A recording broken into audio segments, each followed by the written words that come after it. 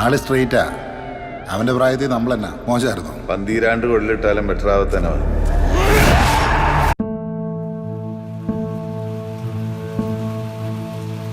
നന്മമരം സിനിമകളുടെയും positive കഥാപാത്രങ്ങളുടെയും സൃഷ്ടാവായ ജിസ് ജോസ് ഒരു തിന്മമരം സിനിമയും നെഗറ്റീവ് കഥാപാത്രങ്ങളും ഒരുക്കിയാൽ എങ്ങനെയിരിക്കും എന്നുള്ളതിൻ്റെ ഉത്തരമാണ് തലവൻ എന്ന ചിത്രം.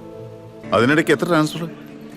ഇത് 5ാമത്തെയാണ് സാർ. നമ്മൾ കണ്ടറിഞ്ഞങ്ങ് നിന്നാൽ മതി സാറേ, ലേശം മുൻകോപം ഉണ്ടെന്നേ ഉള്ളൂ. ബിജു മേനോനും ആസിഫ് അലിയും നായകന്മാരായി എത്തുന്ന ക്രൈം ത്രില്ലർ ജോണറിൽപ്പെട്ട ഈ സിനിമ മികച്ച തിയേറ്റർ എക്സ്പീരിയൻസ് സമ്മാനിക്കുന്ന ഒന്നാണ്. ഒരേ സ്റ്റേഷനിൽ 2 റാങ്കുകളിൽ ജോലി ചെയ്യേണ്ടി വരുന്ന പോലീസ് ഉദ്യോഗസ്ഥരുടെ കഥയാണ് സിനിമ പറയുന്നത്. മൂക്കത്ത് ശുണ്ടിയുള്ള ഇവർ 2 പേരും തമ്മിൽ ഉരസലുകൾ പതിവാണ്. ഇതിലൊരാൾ ഒരു ക്രൈമിൽ അകപ്പെടുകയും ആ ക്രൈം അന്വേഷിക്കാനായി മറ്റേയാൾക്ക് ചുമതല ലഭിക്കുകയും ചെയ്യുന്നതോടെയാണ് കഥ അടുത്ത തലത്തിലേക്ക് കടക്കുന്നത്. ഒരു മുൻ ഡിവൈഎസ്പിയുടെ കഥ പറച്ചിലൂടെയാണ് സിനിമയുടെ തുടക്കവും ഒടുക്കം വരെയുള്ള യാത്രയും. ചിരപരിചിതമായ ഈ ആഖ്യാന രീതി സിനിമയെ പ്രേക്ഷകരോട് അടുപ്പിക്കുന്നതാണ്.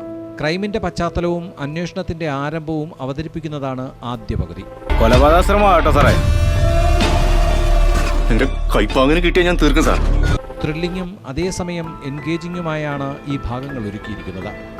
ക്രൈമിനെക്കുറിച്ചോ കുറ്റവാളിയെക്കുറിച്ചോ യാതൊരു സൂചനയും കാഴ്ചക്കാരന് ഇതിലൂടെ ലഭിക്കുന്നില്ല താനും. Entertainment desk, time news.